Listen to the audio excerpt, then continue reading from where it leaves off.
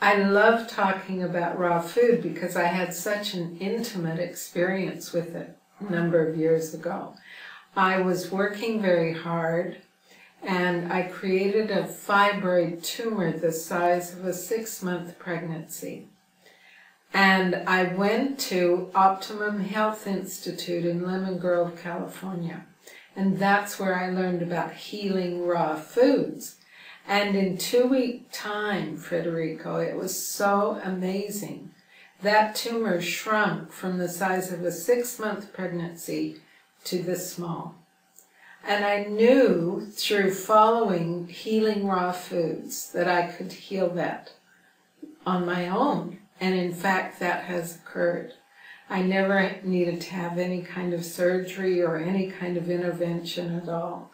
So I love sharing this with people because I want other people to know what's possible. The thing about raw food, to answer your question, what kind of illnesses can it heal?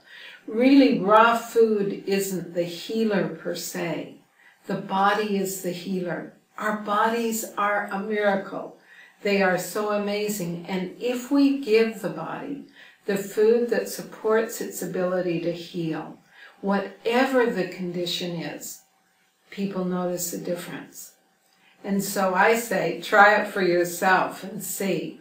So the question that you ask that's so brilliant is, what are healing raw foods? Because today, for example, you've probably been to many raw food restaurants. There are raw food restaurants everywhere around the world.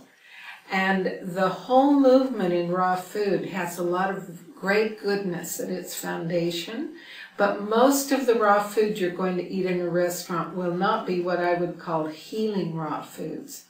Healing raw foods are very simple. And they come from the garden. And they don't have a lot of preparation involved with them. So I'm going to tell you about this place in California, Optimum Health Institute in Lemon Grove, and how we ate there. Basically, what we had in the morning was watermelon juice. Now, some people couldn't handle watermelon juice if they were diabetic or had any difficulty with high sugar content fruit. So in that case, what happened was they juiced the rind of the watermelon, and that's what they drank. But watermelon is extremely cleansing to the body, and it's a delicious way to start the morning. So at home, try it and see how your body responds. And then we would drink a fermented drink called Rejuvelac. Have you ever heard of that? I haven't, no. Well, it's a fun thing to make. You can do it with, I like to use rye berries, the whole rye kernel, and you just sprout them, cut them up a bit in a blender, and then you ferment them. I'm going to include the recipe for Rejuvelac in my blog site that we're preparing this video for, so it'll be easy for you to make. And what's great about that is, one, it has lots of B vitamins, and two, it really strengthens the flora in the body, which makes it easier for you to absorb nutrients. And raw foods are the highest in nutrient, and raw foods are the most cleansing of all the food philosophies that have been used to really support people to heal, like macrobiotics or Ayurveda. Raw food is the quickest and the most powerful. And there's only one little thing to be aware of. You need to have good digestion. And sometimes, Federico, people get so sick before they really try to shift the way they're eating. They can't digest raw foods easily. So then what I recommend is that they start with cooked foods from the garden and strengthen the body and strengthen the digestion. And then they can move into raw foods as soon as they're ready. Oh, we had this gorgeous watermelon juice for breakfast, as I said. And then we drank this Rejuvelac throughout the day. And the other thing that you find that is so powerful for healing is wheatgrass juice. and we would have 1 ounce to 2 ounces of wheatgrass juice in the mid-morning. Now, why wheatgrass juice? Why on earth would you take the time to juice the grass from wheat berries? Well, it is so powerful. And if you will look up on the web the many, many benefits of wheatgrass juice, you'll see over 100 at least, how it supports the body. In my personal experience, one thing that happened to me, I had a cavity and I was using wheatgrass juice twice a day and it healed itself. I never needed to have any kind of attention to that particular tooth. So it is amazing, and it was a great food because it cleans the body on the inside. And then we did a lot of colonics where we cleaned the intestinal tract and the bowel. And they would use wheatgrass juice at the end of the colonic for cleaning the colon from the inside. It's quite amazing how I felt after 2 weeks of eating this way and using wheatgrass juice, you know, drinking it and also using it in colonics. I felt like a child again. My body was so clean on the inside.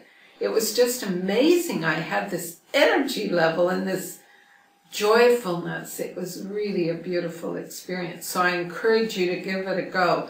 There are so many juice bars now that offer wheatgrass juice. So all you need to do is go in twice a day. Start with a 1 ounce shot. Do not drink the chaser that they give you, because they'll give you sometimes lemon juice or they'll give you orange juice. That dilutes the potency and the power of the wheatgrass juice. When you drink wheatgrass, there's one little tip that's really important. It's very strong. Don't just chug it. Take it into the mouth in small sips and swish it through your teeth back and forth until the sweetness leaves, because it is quite a sweet flavor, and then swallow. The digestion of wheatgrass juice begins in the mouth. There are certain enzymes that it activates that are needed for it to really give you its full punch. So try wheatgrass juice. It's just amazing. And then for lunch and dinner at Optimum Health, we would have grated vegetables, raw of course. In terms of spices, hardly any. And the spices they made from dehydrated vegetables that they ground in a blender. So it just added more vegetable flavor. So a meal might look like this for lunch or dinner. We'd have, say, grated winter squash raw, a heap of that. Then we would have lots of sprouts. And they used a lot of alfalfa sprouts. They found those very cleansing. They also used like red lentil sprouts and aduki bean sprouts and occasionally garbanzo beans that were sprouted. And then we would often have half a red pepper stuffed with a fermented protein. And that is called seed cheese. And I'm going to include the recipe in this blog site so you can make it yourself. And it's made simply from sprouted sunflower and pumpkin seeds. It's my favorite recipe. So what they mean by sprouting is you basically soak them and pour the water off and add clean water. And then, like with the Rejuvelat drink, you put these seeds in a blender and with a bit of water cut them. You don't grind them to a real fine pulpiness. And then you put a netting over them in a bowl. I don't need to go into the detail. My recipe will show you. And you ferment them on the counter. When they're fermented, you drain them basically and add seasonings. Now, they didn't use much spice of any kind there. Why would you think that would be, Frederica? Why wouldn't they add paprika and different kinds of spices, cumin and coriander, etc.? Why do you think? Because the food is already tasty enough. You don't need to add anything to it. Yeah, that's a very good answer. And also for people, when they're really trying to regenerate and heal the body, sometimes it's hard for them to utilize those spices. So they just did it in the most pure form possible. However, in my recipe, I'm going to give you a recipe that will make the seed cheese taste a bit like tuna. It's really delicious and very high in protein. So we would have that lovely piece, and that was about it. You know, maybe another vegetable that had been grated, or zucchini spirals that looked like noodles. It was gorgeous food. It just very, very simple. And so at the end of 2 weeks, having such a shift in my body, I had great conviction about the power of raw food. And at the time, I had a restaurant serving Ayurvedic food and macrobiotics. So I returned to my restaurant and added raw food, and people loved it. Now, there's one little tip that I think is important to know. What I've learned in all of the work I've done with others about supporting the body to heal with whole foods is it's really important to learn to listen to your own body. There's no one philosophy that is ideal for everyone. And so how I approach things in learning about healing foods and sharing that information with others to support them to have a healthier lifestyle is learn from everyone that you're drawn to. And I like to go deep into the learning and try it in your own experience. If it works for you, great. If it doesn't, modify it, make adjustments. And so I have used macrobiotic cooking for the basis of cooked foods. I've used Ayurveda to give variety, really, to cooked foods in a kind of yumminess that's really delicious. And then raw foods, I also use every day to support the body with a very high level of nutrient and that cleansing, quickly regenerating factor. So I've studied all of them, I've taught them, I've lived them deeply, each one on its own. And the interesting thing is they all are, in terms of philosophy, very opposite one another, those three philosophies: macrobiotics, Ayurvedic, and raw foods. So that's why I say never get stuck in a philosophy. Learn everything you can and then listen within. Pay attention to what your body speaks as you eat each food and see what works for you. But raw is the most healing.